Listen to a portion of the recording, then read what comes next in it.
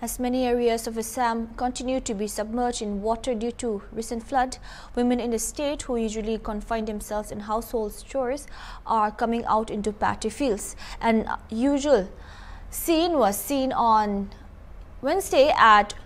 Sastrapara village under Harisingha circle of Udailguri district, 100 kilometers away from Guwahati. The women leaving their regular chores and stepping out to get engaged in agriculture told Hornbill TV that every year during this time they get into farming and help each other plant paddy. Here is a story from our correspondent. इस समय गांव के महिलाएं रसोई के घर में नहीं बल्कि खेतों में हैं और धान रोपने का काम कर रहे हैं। मैं इस वक्त उदालगुरी ज़िले के शस्त्रपारा गांव में उपस्थित हूं। मेरे पीछे आप लोग देख सकते हैं एक महिलाएं के झुंड यानी कि एक ग्रुप एक साथ खेतों में धान रोपाई का काम कर रहे हैं। आप लोग देख सकते हैं मेरे पीछे और कुछ महिलाएं हैं मेरे साथ, उनसे बात करते हैं। बाइडो आपसे बात करता है थोड़ा। अच्छा कौन जे आपलोके जे भूई रुई एकेलगे एटू यार माने आपलोकर एटू परम्परा नेকি কক হয় আমাৰ এটু ধৰ বাৰিষা খেতি কৰা হয় তো আমাৰ পৰম্পৰা ধৰ আমাৰ খেতিয়ক বিলাকে ধান খেতি নকৰিলে আমাৰ উপায় নাই এই মাটিতে ধৰ আমি খেতিখন উঠাই লোৱা হয় আৰু আজি যেহেতু খেতিখন আমাৰে হয় আমি হস্তপাৰাৰ গাঁৱৰ সকলো মহিলাই মিলিজুলি একেলগে খেতিখন কৰা হয় আজি আমাৰে দিছো আকৌ অহাকাইলৈ তেওঁলোকৰ ঘৰত যাম হেনেকে আমি এঘৰ এঘৰকৈ খেতিখন কৰা হয় এনেকে আমাৰ খেতিখন চলে আৰু আমাৰ এতিয়া গৰম বন্ধত ধৰ আমি লৰা ছোৱালী বিলাকক বাহিৰত নিফালে ফুৰাব লাগে কিন্তু আমাৰ সেইবিলাক টাইম নাই আমাৰ ধৰ খেতিখন কেনেকৈ উঠাও আমাৰ হেতুৱে চেষ্টা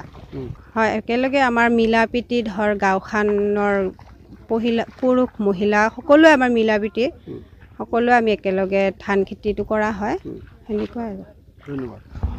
और भी कुछ महिलाएं हैं उनसे भी थोड़ा बात करने के लिए कोशिश करते हैं।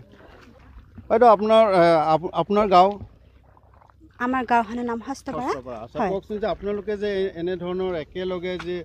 পথাৰত খেতি কৰে বা ধান ৰুই ইয়াৰ কিবা মাহাত্ম্য আছে নেকি বা কিবা পৰম্পৰা আছে নেকি আপোনালোকৰ আমি পৰম্পৰা বুলিয়ে ক'ব লাগিব কাৰণ আমি প্ৰতি বছৰে এনেকৈ একেলগ হৈ আমি ধান ৰুওঁ ধান ৰুই মানে আমাৰ বহুত ভাল লাগে লোকবিলাক যেতিয়া লগ পাওঁ নহয় লগ পালে মানে আৰু ঘৰ থাকিব মন নাযায় আমাৰ মানে এই প্ৰতিদিনা আমি এনেকৈ হেৰি আজি ঘৰ কালি এই ঘৰ তাত যাওঁ সেনেকৈ আমি ৰুই মানে বৰ ভাল লাগে তাতে আৰু গান গাই ফূৰ্তি কৰোঁ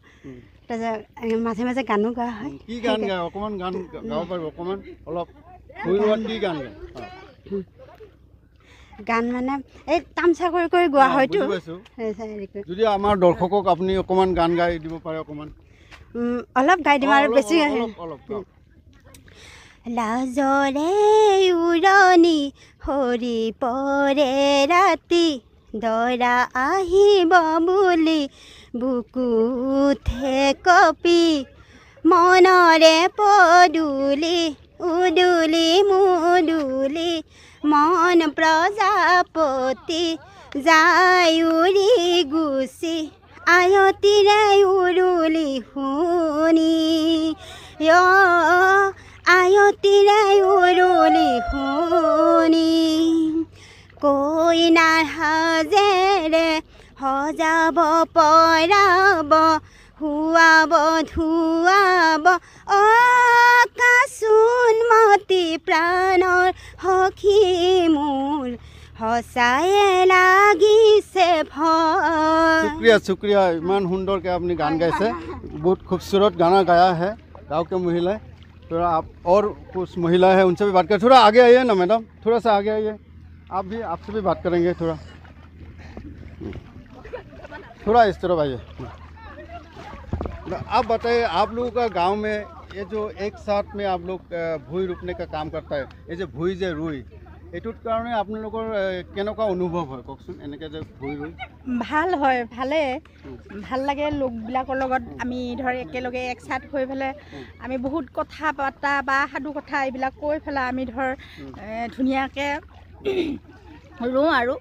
টাইমটো কটাও আৰু হেনেকুৱাকে ভাল লাগে আৰু থ্যাংক ইউ इस खेतों का जो ओनर है वो है, उनसे बात करते हैं। थोड़ा आगे आइए। आप बताइए, जो आप आज का खेती जो है, ये जो धान रोपने का काम कर रहा है आपका है ना? तो बताइए आप इस तरह जो एक साथ में महिला लोगों को बुला के ये जो धान रोपाई का काम करते हैं, क्या फीलिंग होता है, कैसा लगता है?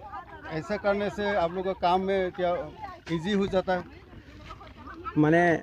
আমাৰ গোটেই গাঁৱৰ মহিলাবিলাকে মানে মই 10জন মানুহক মাতিছিলোঁ, কিন্তু বাকী গোটেইবিলাকে মানে আমি মিলিজুলি কামবিলাক কৰোঁতো, সেইকাৰণে গোটেই গাঁৱৰ মানুহবিলাকে আহি যায় আৰু এনেকৈ কৰি পেলাই আমাৰ খুব ভাল লাগে। আৰু আমাৰ এইটো মানে মিলাপ্ৰীতিত মানে গোটেই মানুহবিলাকে মিলাপ্ৰীতিৰে আমি কামবিলাক কৰোঁ আৰু। मतलब आपका कहना है कि इस तरह जो काम करते हैं गांव का आदमी के साथ एकता बनता है। অঁ, আমি সকলো একগোট হয়, মানে আমাৰ যিটো মৰম স্নেহ সেইবিলাক মানে আমি এইটোৰে আমি ধৰি ৰাখোঁ আৰু। शुक्रिया। इन लोगों का कहना है कि ये जो एक साथ में काम करता है, धान रोपने का काम करता है, इससे एक एकता जुड़ता है, एक समन्वय जुड़ता है। मैं शस्त्रपारा गांव से और ग्राउंड जीरो रिपोर्ट करते हुए नकुल चंद्र राभा, हॉर्नबिल टीवी।